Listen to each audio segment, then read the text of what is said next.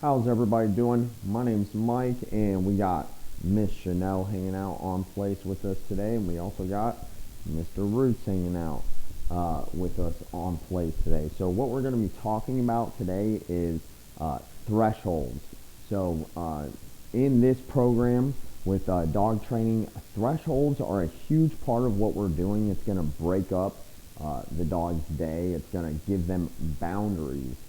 So a lot of what we're doing in training has to do with stringing these commands together, the dog going from, say, the place bed to heel to sit to their den.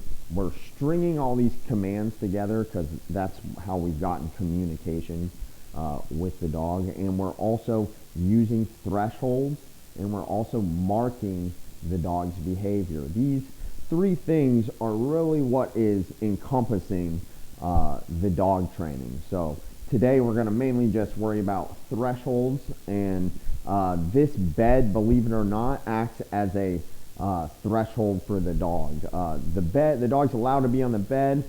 She's not allowed to put her nose to the floor or anything like that.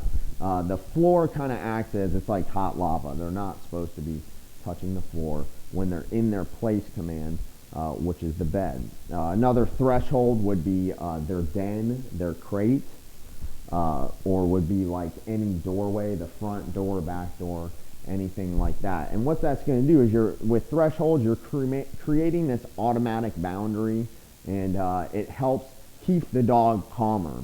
What we're fighting in dog training is mainly the excitement of the dog. If she gets real excited, she's going to try and jump off the bed.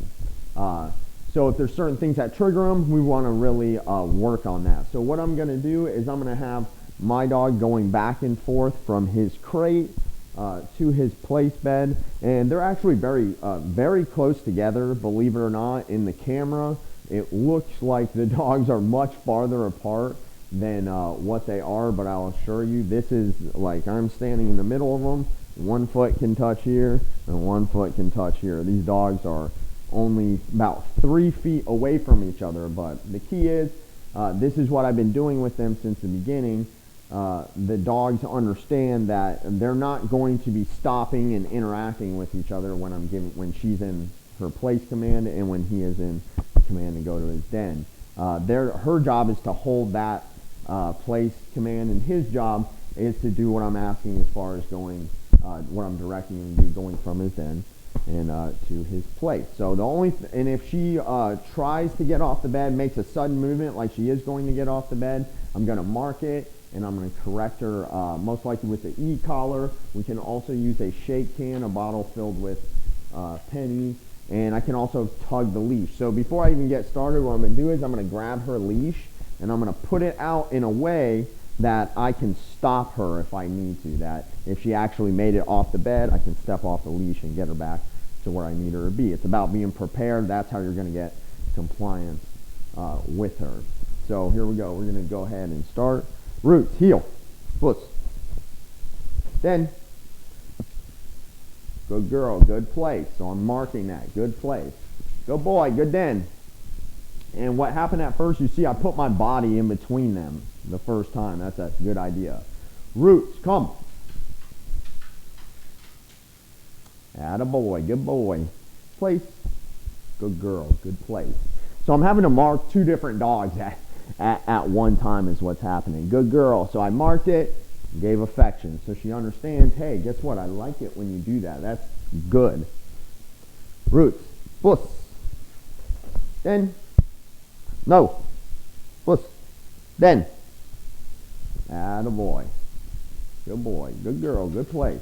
Good place. Roots, come. Now give it a little more energy. Attaboy. Place. Good boy. Good place, buddy. Good place. Good job, buddy. And it's hard for her to hold that when he's getting affection. Good job, boy. Good place. Good girl. Good place. Roots. Puss.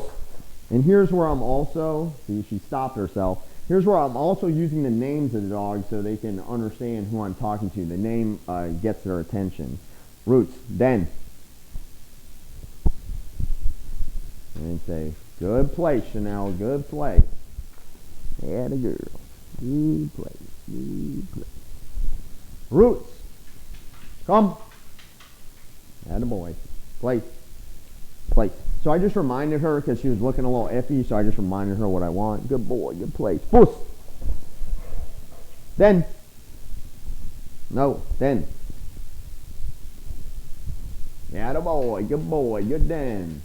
Good girl, good play. So she did really good with that. She remained still. You see her move a little bit where she caught herself. They have to fight that urge when this dog's whole life she's been able to, when her body wants to move, she moves. So it takes time for them to get that out of their system. So the boundaries is a huge deal. Like I said, the front door acts as a threshold. Heel. Represent. I'll go ahead and show you what that looks like right now. Sit. Good girl. Sit. Good sit. She's not allowed to just rush through this boundary, okay? This is what creates calmness. Good. Heel. Atta girl. And then we would go ahead and do the same thing back through the door. We would repeat the same process of her sitting and coming back in. But yeah, we want to practice thresholds with the dog. It's what's going to break up their day. It's what's going to give them sit before thresholds. We ask them to sit. Place.